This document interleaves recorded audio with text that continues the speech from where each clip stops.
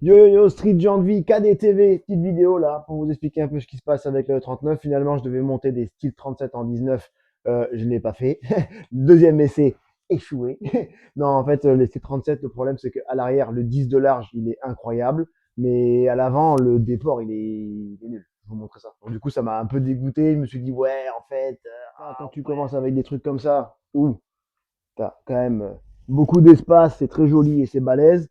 Les styles 37 à l'arrière, c'est pareil, ça fait quasiment 10, c'est hyper beau, c'est très très large, hein. Donc ça donne très envie, on est d'accord. Mais le problème, c'est que les jantes avant, ça c'est pour un client, du coup, bah, je les ai vendus, du coup, un client. Et bah, à l'avant, bah, c'est une catastrophe, quoi. C'est vraiment nul. Donc tu peux pas passer de jantes hyper balèzes à ça. Donc là, on est sur du 8,5 avec des pneus que j'ai fait monter en 225 30 19. Donc ça ira sur une E46. Parce que du coup, vu l'épaisseur des pneus, ça sera très bien pour ses ailes. Le gars, il sait ce qu'il fait en plus. Donc voilà. Donc pour passer de jantes comme ça, costaud, qui rendent très belle la voiture, très cossue, voilà, c'était pas possible en fait. Tiens, Street Dog vous présente Bull, nouvel arrivage, hein, tout neuf, en rodage. Donc voilà.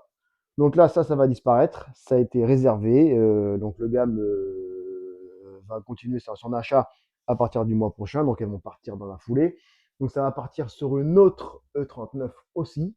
Bon, peut-être pas, voilà, j'ai pas vu la voiture, je sais pas dans quel état elle est, ni si elle est rabaissée et tout. Je sais juste qu'il voulait des gens à tout prix, donc voilà, il les a réservés. Donc ça va disparaître, ça va laisser place à autre chose. Là, ça peut arriver quand on commande des gens de chez moi. Alors, normalement, quand c'est DHL UPS, c'est les 4 jantes qui arrivent d'un coup. Mais quand c'est Chronopost, DPD, GLS, ben des fois, malheureusement, ça arrive comme ça. T'en as 3, t'en as 2, t'en as une. Donc ça peut arriver. Pareil pour les pneus, tu peux en avoir que 2, à place d'avoir les 4 d'un coup. Donc ça, pas d'inquiétude. En général, le reste de la commande arrive le lendemain. Petit aparté, c'est fait. Donc c'est bien parce que je faisais la vidéo où j'expliquais que j'allais recevoir des jantes, et ben elles sont là. Bon, il en manque une, mais elles sont là. Donc de décor. Là, il fait beau, il fait un peu plus chaud. Et la vidéo s'est faite en 3 étapes. Vous avez pu remarquer, j'étais habillé différemment, il faisait sombre dans le garage, les colis qui sont arrivés, il pleuvait. Et maintenant, il fait beau, donc je profite, je vous la montre, la jante, elle est dehors. Donc, on est parti sur, enfin, je suis parti sur du 19 pouces type ESM. Donc, c'est plus un style BBS, ok, avec un fake center lock, des fake visseries, ce n'est pas une jante démontable. Donc là, je vais vous expliquer maintenant pourquoi ce choix-là, particulièrement pour le 39. J'aurais très bien pu garder les autres et attendre les sur-mesures et vendre après. Mais en fait, non, parce que celles qui étaient dessus, comme je dis, elles ont des caractéristiques qui ne sont pas les caractéristiques des futures jantes. Alors que celles-ci, oui, elles ont 9,5 à l'avant, ET25, et 11 à l'arrière, ET25. Donc le ET25, c'est ça, on est d'accord, le ET, c'est cette boursouflure qu'il y a ici, c'est le déport de la jante. C'est ce qui va faire que la jante va être plus ou moins rentrée contre l'amortisseur ou demander avec un ET 15. À voir. C'est pour ça que c'est toujours en attente. Donc c'est pour ça que je réfléchis. Je vais d'abord monter ça, installer ça. Je vous ferai une vidéo quand ce sera installé. Donc là, je vais vous présenter la jante en elle-même. Donc là, on est sur donc une fake de 2 ou 3 parties, vous faites ce que vous voulez. On a un center lock là, hop, qui se démonte. On a accès aux écrous. Donc là, c'est livré avec un joint. Elles sont livrées comme ça, hein. Donc là, après, on met le logo qu'on veut, hein. Si tu as envie de mettre BBS, tu mets BBS, tu mets ce que tu veux. Donc voilà, ça permet de ne pas avoir les goujons apparents. C'est un truc que j'aime bien. Mais bon, sur les futurs, il y aura les goujons apparents parce que c'était un poil trop cher de faire fabriquer ça. J'avais pas envie de mettre autant d'argent là-dedans. Donc comme c'est de la jante de démonstration, des jantes sur mesure, ce qui se passe, c'est que là, on est sur deux parties, on va dire. On a le gros bord, ce qu'on appelle le lips ici, et c'est un lips à étage, ok, avec les visseries au fond. Et là, si on peut essayer de voir à la caméra, je ne sais pas, mais on voit qu'il y a du relief. La jante est comme bombée vers l'extérieur, ok, comme s'il y avait une jante ici et le tonneau à côté. D'accord. Si je me base sur ce que j'ai là, avec ces calculs-là, j'aurais pas de cale à mettre sur le véhicule. C'est ce qui m'intéresse. C'est le but aussi du sur-mesure, c'est de ne pas s'emmerder avec des cales. D'où le but de calculer le ET, le déport et la taille de la jante comme tu veux. Donc, c'est pour ça que j'ai pris ce modèle-là en particulier. C'est pas parce que j'aimais le design ou quoi, même si elle est super cool, mais dans le fond, je m'en fous. C'est juste que je voulais cette jante-là parce qu'elle avait les caractéristiques déjà de base de ce que j'allais faire fabriquer par la suite. Donc voilà pourquoi j'ai choisi ce modèle-là. Maintenant, il est très très beau ce modèle. Tu le trouves sur le site en livraison une semaine et tu as deux possibilités. Tu as le 19 pouces pour les séries 3, F, le 46, tout ce qui est série 3, donc en 8.5, 9.5, mais malheureusement, le 8.5 à l'avant, ce côté-là, le lit d'abeille est vachement sorti comparé au déport, donc c'est un peu bizarre à l'avant. À l'arrière, il est plutôt correct. Et il existe donc forcément la version pour les série 5, série 6, série 7, série 8, E65, etc., etc.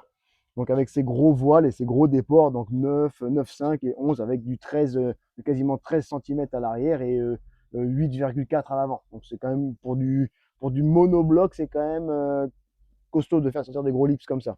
Bon bref. Ensuite, on a la même version en 17, 18.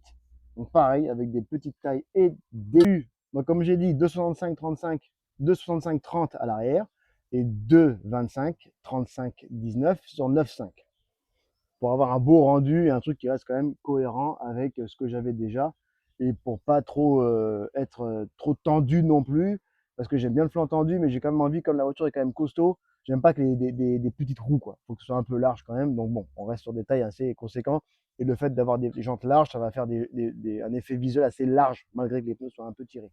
Donc là on part sur le côté un peu chiant, un peu technique. Je vais vous expliquer ce que j'ai fait faire du coup pour ma jante sur mesure. Je vais vous montrer ça ici comme ça avec ce feutre. En gros, si j'avais fait une 3 parties, donc le plus cher à faire fabriquer, ça veut dire que la jante serait coupée en deux ici. Okay, donc il y aurait là et là. Donc il y aurait un tonneau, l'arrière, qui vient se visser dans celui-ci. Et après, en 3 parties, on aurait aussi ici, du coup, ce qu'on appelle le lips. Okay, on aurait cette partie-là qui est la lèvre, en fait, qui serait démontable. Donc ça ferait 1, 2, 3 parties. Donc ça vaut le coup pour les gars qui achètent de la vraie jante d'occasion, par exemple, et qui veulent rénover un modèle parce qu'ils peuvent acheter que ça. Si ça c'est voilé, ils peuvent acheter que ça. Si ils veulent élargir et tout, ils peuvent acheter des voiles, des tonneaux différents. Okay, donc là, ça vaut le coup. Mais comme on est sur du sur-mesure et qu'on fait faire à 100% pour sa caisse, bon, c'est un avis personnel. Pour moi, il n'y a pas d'intérêt de faire 3 parties. Pour moi, vu que tu fais faire sur mesure, pourquoi tu veux redémonter pour faire quoi en fait? Ça sert à rien. Si, peut-être cette partie-là, si jamais tu la casses, oui, tu pourras racheter plus tard un voile, peut-être. Mais sinon, dans le commun des mortels, tout de suite maintenant, je vois pas l'intérêt. Ensuite, euh, là, je vais vous montrer du coup pour l'avant. Donc, en gros, moi, ce que j'ai fait faire, c'est que j'ai demandé à avoir donc le tonneau complet, donc ok, le tonneau complet, mais en une partie. Donc, on n'a plus ce cercle ici, on n'a plus ce défaut ici non plus. Le tonneau est livré en lui-même, ok, on a le tonneau comme ça, en lui-même. Je vais demander à ce qu'il soit peint, parce que si tu te demandes de travailler, c'est encore coûteux, donc j'ai demandé qu'il soit peint en gris comme le reste de la jante. Et ensuite, pour cette partie-là, donc le lips, j'ai demandé une certaine profondeur. Donc pour avoir le maximum de profondeur et avoir le plus beau déport possible, j'ai dû faire des calculs sur mes étriers de frein, etc., etc., pour voir à quel point là, il pourrait décaler au maximum la jante vers l'intérieur et ensuite pousser le concave, que j'ai demandé une jante assez concave, donc très arrondie en fait, pour qu'il y ait un effet de profondeur. Donc tout ça se calcule, c'est un peu complexe. C'est que ça met du temps à faire fabriquer parce que je veux vraiment un truc sur mesure, pile poil comme je veux. Donc là, voilà. Hop, donc là je retourne sur ce côté-là. Donc j'ai demandé un voile aussi, très important. Les clients peuvent choisir. Moi j'ai demandé un voile à étage. Ce qu'on appelle un voile, un lips en L. Peut-être virer ce drapeau qui me saoule en fait. J'ai demandé donc ça, j'ai demandé en étage, comme celle-ci. Donc avec un step, hop, et ça vient là, une petite boursouflure. Maintenant, il peut y avoir ce step-là sans la boursouflure ici. Et il peut y avoir tout l'inverse. Donc je vais vous montrer tout de suite. Un lips tout plat. Donc là, on est sur la fameuse type 37. Ok, le très bon, très best-seller aussi, on va dire. Donc là, on est sur une monobloc, ok. Mais on a cette espèce de lips, donc la lèvre, elle est plate. Donc là, on est sur un straight lips, ok. Donc elle est droite, mais c'est pareil. On peut choisir avec une bordure arrondie comme celle-ci ou une bordure plus droite qui casse un peu, mais je trouve pas ça très esthétique. Donc là, pour le coup, ceux qui aiment les bords plats comme ça, comme j'ai eu déjà des commandes, il y a des gars qui m'ont commandé des lips, straight lips, comme ça, des bordures assez droites. Donc c'est vrai que ça fait son charme aussi parce que ça donne un effet d'optique où ça fait vraiment plus large parce que ben voilà, il y a plus de, il y a pas les étages. En fait, ce que j'aime bien avec le bord en étage, donc en L, c'est que quand tu fais des photos ou des vidéos, tu as encore plus un aspect profond que juste ce bord plat. Et ça rend la jante plus cossue. Ce n'est que mon avis. Par exemple, quand je fais des photos des jantes AC Schneider sur la 39, quand je fais des photos, tu as vraiment l'impression que ça, là, c'est au fin fond là-bas, alors qu'en fait, pas du tout. Mais comme il y a cette bordure qui vient faire une bosse ici, ça donne un effet d'optique vachement de profondeur.